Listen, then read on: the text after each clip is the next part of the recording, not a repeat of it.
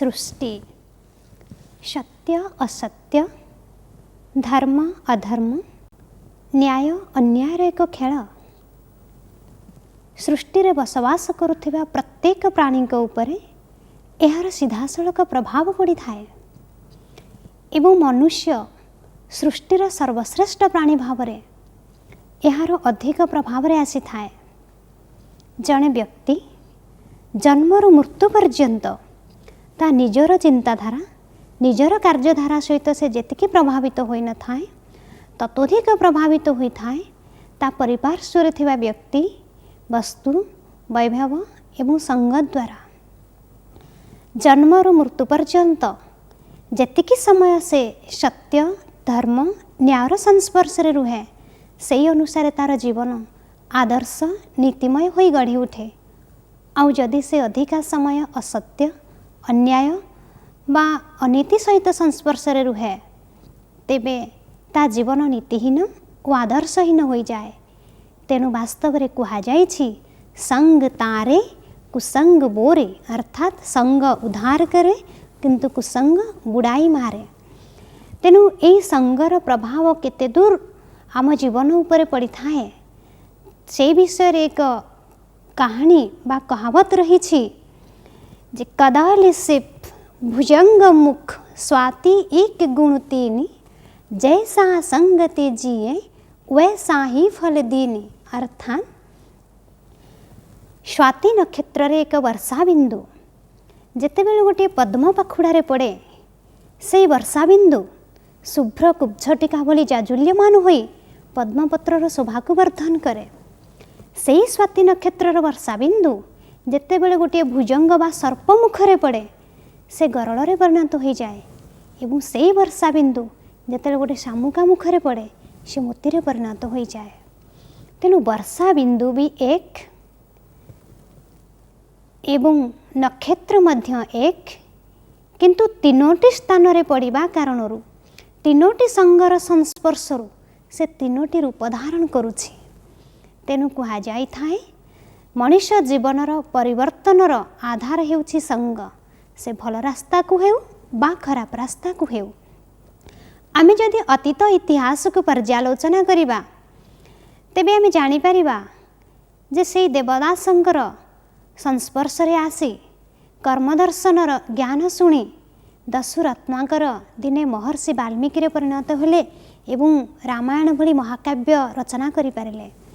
जीशुख्रीष्टंकर संस्पर्श रे आसी अपाठुआ मत्स्यजीवी एवं मेषपालक माने महामानव परिणत हो गले एवं बुद्धदेवंकर संग लाभ करी हिंस्र अंगुलीमालर जीवन परिवर्तन हो गला। तेणु वास्तविक आम जीवन को आमे जदि परिवर्तन करने को चाहूचे तार सर्वश्रेष्ठ माध्यम होची संग। तेबे आमे सत्संग काहाकू कहिबा? सत्संगर वास्तविक परिभाषा हेउछि जहाँ वास्तवधर्मी वास्तव स्वरूप संपन्न परमात्मा चेतनयुक्त एवं जगत कल्याणकारी से व्यक्ति से परिवेश से पर्यालोचनार पवित्र सानिध्य लाभ करबा ही सत्संग। तेबे भी प्रश्न उठुचे सत्संग कौन आम जीवन में निहाती जरूरी? यह कौन आम समस्तंक पई आवश्यक? तेबे उत्तर आसिबो हाँ। कहीं ना आमे समस्ते जानीचे वर्तमान ए सारा सृष्टि कलिजुगर अंतिम समय रे जड़ सहित चेतन समस्त सबु कुछ तमगुणाच्छन्न बा अधर्म अन्याय असत्य रे परिचालित हेउछि। सबु समय आमको दुख शांति लगी रहुछि। तेणु जीवन रे वास्तविक सुख शांति को प्राप्त करबा पाई एवं ए असत्य दुनिया भितर सत्यर प्रकृत संधान करी ताकू उपलब्धि करबा पाई आमको सत्संगर आवश्यकता रही।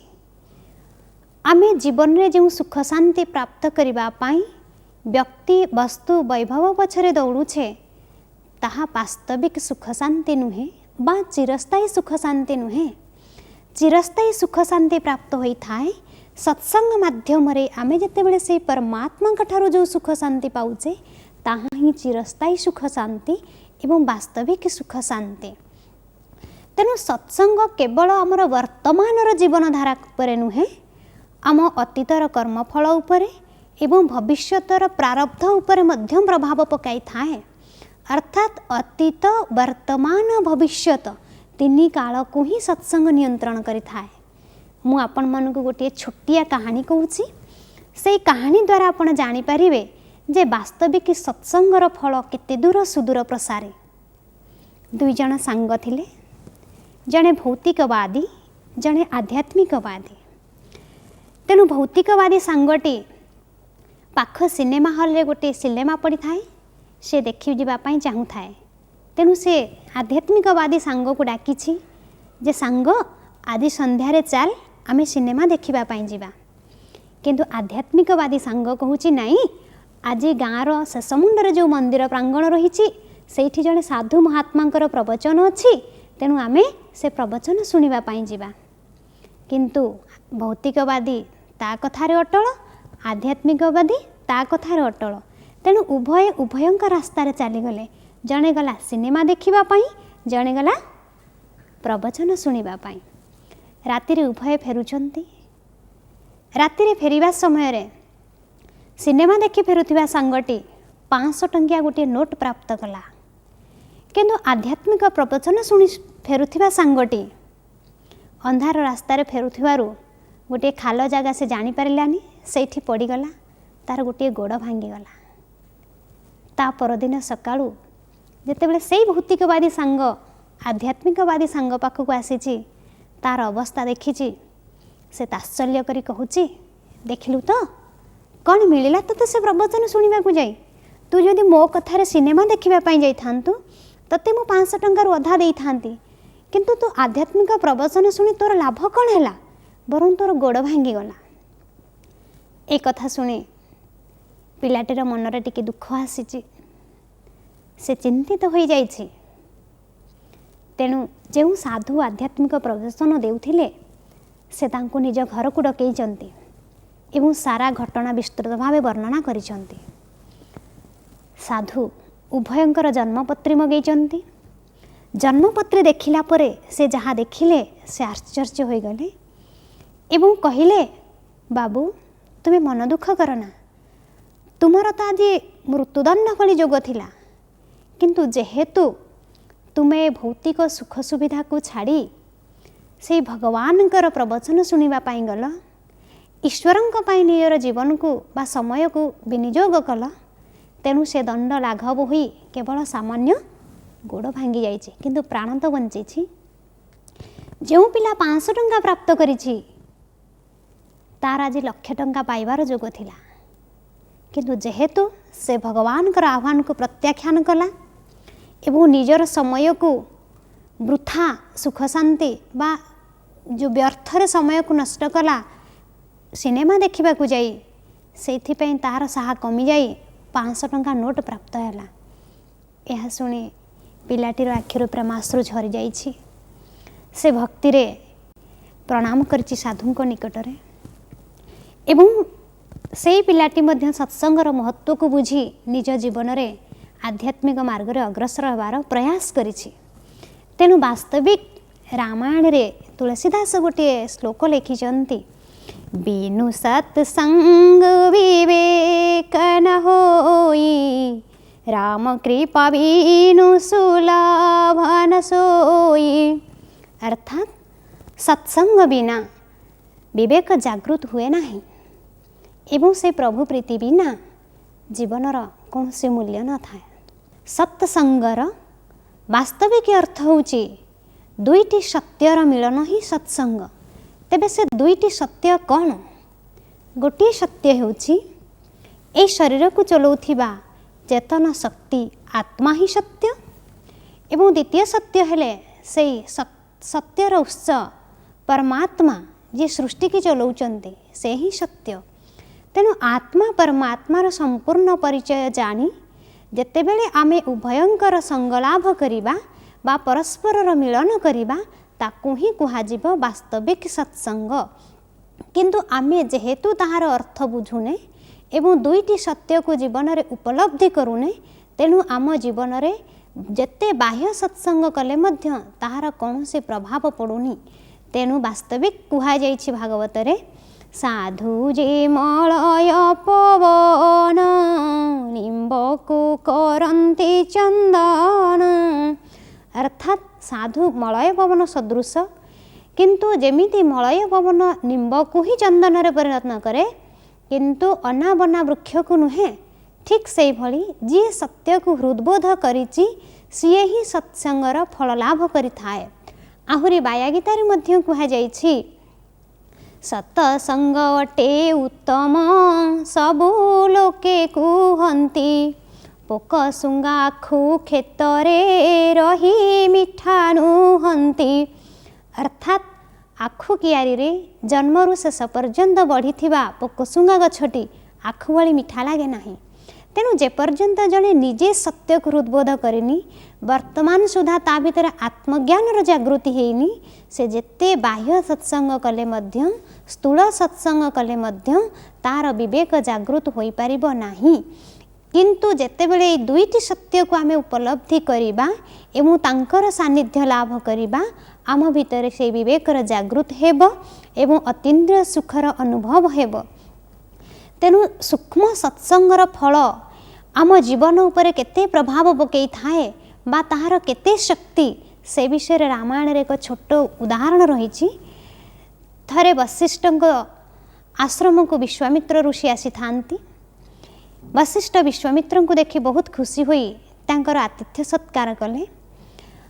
ବଶିଷ୍ଠଙ୍କ ଆଶ୍ରମରେ ବିଶ୍ୱାମିତ୍ର କିଛି ଦିନ ରହିଲେ। ବିଶ୍ୱାମିତ୍ରଙ୍କର ଯିବା ସମୟ ଆସି ପହଞ୍ଚିଲା। ବିଶ୍ୱାମିତ୍ର ବିଦାୟ ନେଇ ଯାଉଛନ୍ତି ବଶିଷ୍ଠ ଋଷିଙ୍କ ଆଶ୍ରମରୁ। ଯିବା ସମୟରେ ସେ କହୁଛନ୍ତି, ମୁନିବର, ମୁଁ ଆପଣଙ୍କ ଆତିଥ୍ୟରେ ଅତ୍ୟଧିକ ପ୍ରୀତ ହୋଇଛି। ତେଣୁ ମୁଁ ଯିବା ସମୟରେ ମୋ ଜୀବନର 7,000 ବର୍ଷ ତପସ୍ୟାର ଫଳ ପ୍ରଦାନ କରିଯାଉଛି। ବଶିଷ୍ଠ ସ୍ମିତହାସ୍ୟ ଦେଇ ବିଶ୍ୱାମିତ୍ରଙ୍କୁ କହୁଛନ୍ତି, ଧନ୍ୟବାଦ। ତେଣୁ ମୁଁ ମଧ୍ୟ ତୁମର ବନ୍ଧୁ ହିସାବରେ ତୁମକୁ ମୋ ଜୀବନର ଗୋଟିଏ ସେକେଣ୍ଡ ସତ୍ସଙ୍ଗର ଫଳ ପ୍ରଦାନ କରୁଛି। ବିଶ୍ୱାମିତ୍ର ଟିକେ ଗମ୍ଭୀର ହୋଇଗଲେ। ତାଙ୍କ ମନରେ ପ୍ରଶ୍ନ ଉଠୁଛି, ମୁଁ ତାଙ୍କୁ 7,000 ବର୍ଷ ତପସ୍ୟାର ଫଳ ପ୍ରଦାନ କଲି, କିନ୍ତୁ ସେ ମୋତେ ଗୋଟିଏ ସେକେଣ୍ଡ ସତ୍ସଙ୍ଗର ଫଳ ପ୍ରଦାନ କଲେ। ବଶିଷ୍ଠ ତାଙ୍କର ମନୋଭାବକୁ ବୁଝିପାରିଲେ।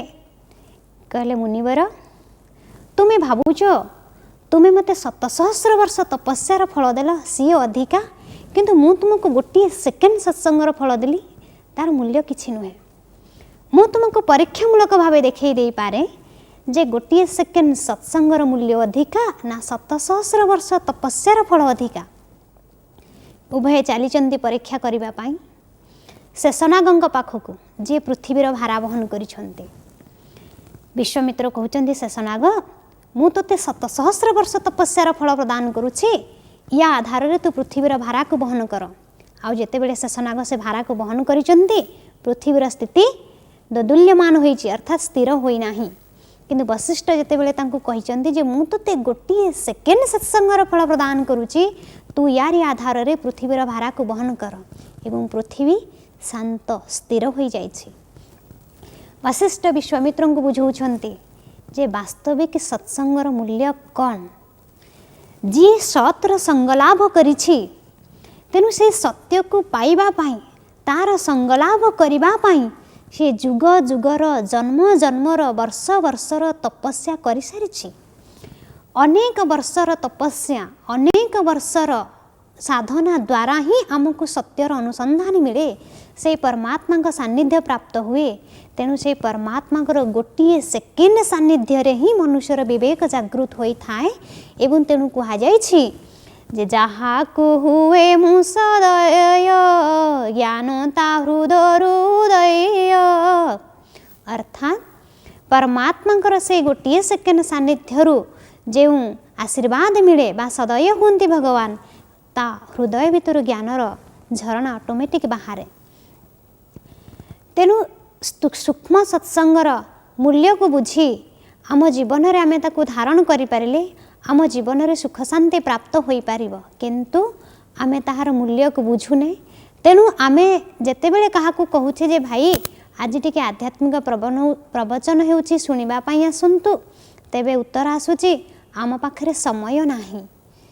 किंतु आपन को जदि वर्तमान कह जाए जे भाई आपण बाड़ी पछपटे 1 मीटर गभीर तले 1 केजी सुना पोती दि जाइछि, तेबे आपण कहिबे कि जे मते ताको खोलिबा पई समय नाही।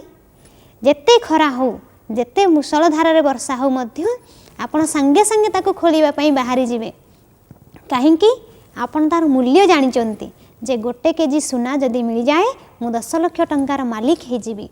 तेणु सत्संगर मूल्य बा सत्संगर कौन प्राप्ति हुए आमे जदि ताकू जानी परिबा तेबे आमे केबे बाहाना करिबानी बा एई उक्ति कहिबानी जे आम पई समय नाही। तेणु सत्संगर कौन प्राप्ति होई थाए, प्रथमतः सत्संगर आमको प्राप्ति हुए चिरस्थायी सुख शांति। आत्मार गुण ही होची सुख शांति आनंद प्रेम पवित्रता।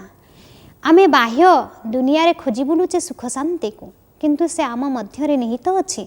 जेतेबेले आमे परमात्मा संग लाभ करुचे से आम भितर सुप्त होइथिबा सुख शांति पुनर्जागृत हुए एवं आमे ताकू उपलब्धि करि पारुछे। द्वितीयतः आम जीवन में आमे ठीक भूल को बुझीछे, किंतु बुझी मध्य सत्य रास्ता रे चलिबा पई आम पाखरे साहस नाही, धैर्य नाही। किंतु सत्संग करिबा द्वारा आम मध्य जो शक्ति जागृत हुए ता द्वारा आमे सत्य मार्ग रे चलिबा पई सक्षम होई थाउ। काहेकि ना सत्य हेउची सबुठारु श्रेष्ठ धर्म। तेणु कहुछि सत्य समान कोई धर्म नहीं, मिथ्या समान कोई पाप, प्रेम समान कोई शांति नहीं, ये समझ लो अपने आप। तेणु सत्य मार्ग रे जीवा परे ही परमात्मा ठारू जो आशीर्वाद प्राप्त हुए ता द्वारा आम भितर थिबा आत्मार कलुष कालिमा धोई हो जाए एवं आत्मार परिवर्तन द्वारा विश्वर परिवर्तन हुए। तेणु सत्संग द्वारा केवल आत्मार परिवर्तन हुए नाही, आत्मा परमात्मा मिलन द्वारा जो शुद्ध तरंग जो शक्तिशाली प्रकंपन सृष्टि हुए ता द्वारा मध्य ए विश्वर पंचतत्व सारा पृथ्वी ए जीवजगत सबकिछि परिवर्तन हुए। तेणु सत्संग ही एकमात्र माध्यम से नुआ दुनिया को आनिबा पाई बा सत्ययुग को स्थापन करिबा पाई। किंतु आमे बेले बेले सबु जानी सुनी मध्य सत्संग को आम जीवन रु दूरे रखुचे, काहेकि आम भितर गोटे भूल बुझावना रही जे सत्संग केवल वृद्ध बयस रे ही करा जाए।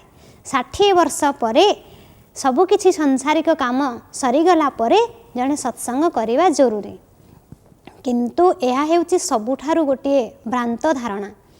काहेकि ना बाल्य यौवन प्रौढ़ बौद्ध अवस्था दे शरीर गति करे, आत्मा नुहे। किंतु सत्संग शरीर करेनी, सत्संग आत्मा करे। ता छड़ा जड़े व्यक्ति जे 60 वर्ष बा 80 वर्ष बंचिब सेमिति तो किछि आमे ग्यारंटी दे पारिबा नाही।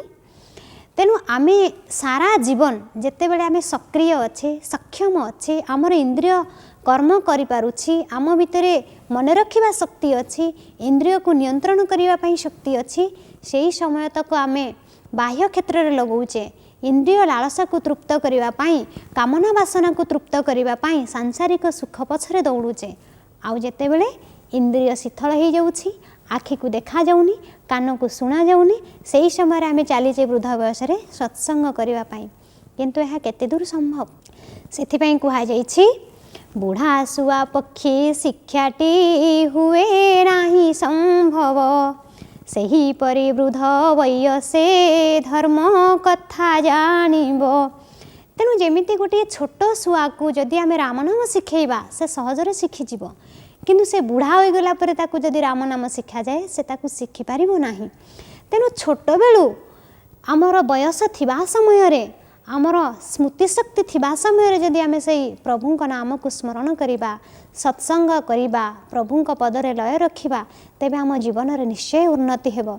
तेणु आमको महापुरुष माने कहि जाइछन्ति बालके मोर बोल कर बेलहु गोविंद सुमर। तेणु आमे छोट बेले हूँ से भगवान का पादरे स्मरण बा लय रखिबा अति आवश्यक। तेणु धर्म ही होची श्रेष्ठ धन, जहाँ को आमे जीवन रे संचय करिबा आवश्यक। तेणु कहा जाइछि बाल्य कालु धर्म धन मु संचीबी ए जीवन अनिश्चित, के जाने के बेले कार मृत्यु काल ହୋଇଯିବ ଉପଗତ। ତେଣୁ କେଉଁ ସମୟରେ ମୋର ଅନ୍ତିମ ନିଶ୍ୱାସ ଚାଲିଯିବ ତାହାର ବିଶ୍ୱାସ ନାହିଁ। ତେଣୁ ଏହି ସମୟରୁ ହିଁ ମୁଁ ମୋର ଜୀବନକୁ ମୋର କର୍ମକୁ ଶ୍ରେଷ୍ଠ କରିବା ପାଇଁ ସେହି ସତ୍ସଙ୍ଗ ମାଧ୍ୟମରେ ପ୍ରଭୁ ପ୍ରେମକୁ ପ୍ରାପ୍ତ କରିବା ଅତ୍ୟନ୍ତ ଜରୁରୀ। ଏବଂ ସବୁଠାରୁ ଗୋଟିଏ ଗୁରୁତ୍ୱପୂର୍ଣ୍ଣ କଥା ହେଉଛି ସ୍ୱୟଂ ପରମାତ୍ମା ଏବେ ଧରାପୃଷ୍ଠକୁ ଅବତରଣ କରି ଆମକୁ ଏହି ଜ୍ଞାନ ଦେଉଛନ୍ତି ଯେ ବର୍ତ୍ତମାନ ସାରା ସୃଷ୍ଟିର ଅନ୍ତିମ ସମୟ। ତେଣୁ ସୃଷ୍ଟିର ଅନ୍ତିମ ସମୟ ଅର୍ଥାତ୍ ସୃଷ୍ଟିବାସୀଙ୍କର ଅନ୍ତିମ ସମୟ, ଏହି ସୃଷ୍ଟିର ବିନାଶ ସମୟ। ତେଣୁ ସୃଷ୍ଟିରେ ଥିବା ସମସ୍ତ ପ୍ରାଣୀ ସେ ବାଲ୍ୟ ହେଉ, ଯୌବନ ଅବସ୍ଥାରେ ହେଉ, ପ୍ରୌଢ଼ାବସ୍ଥା ହେଉ ବା ବୃଦ୍ଧାବସ୍ଥା ହେଉ, ସମସ୍ତଙ୍କର ବିନାଶର ସମୟ। ତେଣୁ ଆମେ ସମସ୍ତେ ଆଜି ବାନପ୍ରସ୍ଥୀ।